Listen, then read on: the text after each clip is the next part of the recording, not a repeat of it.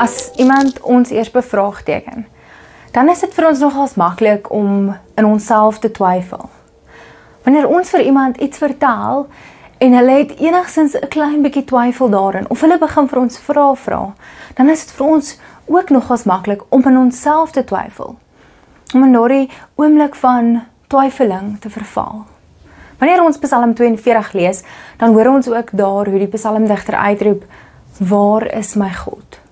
My teenstanders vra vir my, waar is my God? En hierdie twyfeling kom dan by my na vore, want waar is my God? Wanneer iemand eers vir ons vra, maar waar is jou God? Dan is dit vir ons maklik om daarin te twyfel. In plaas van om net uit te wys, hier is my God, hier sien ek my God, hier ervaar ek my God, hier weet ek is my God, daar is my God. Wanneer daardie moeilike omstandighede opduik en ons vyande, ons teenstanders, eers begin met hulle vra, is dit vir ons maklik om vir God nie raak te sien nie. Maar wanneer ons eers vir God raak sien, is dit maklik om hom oral raak te sien. Wanneer daardie uitdagende tye kom en jy smag na God, en jy smag na daardie hulp, mag dit vir jou moontlik wees om dan te vra, waar is my God?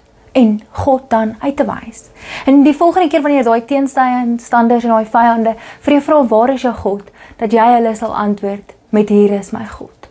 En dat jou lysie dan van oral waar jy jou God sien, voel en ervaar. Al daardie plekke waar God reeds in jou lewe gewerk het, reeds teenwoordig is in die natuur en in die skepping en in ander mense. Dat daardie lysie so lank sal word, dat jy daardie mense besig sal hou, al die dae van die lewe, om aan hulle uit te wys, hier is my God. Dat daardie vraag van hulle ook sal wegraak, en daardie twyfeling binne in ons sal sterf.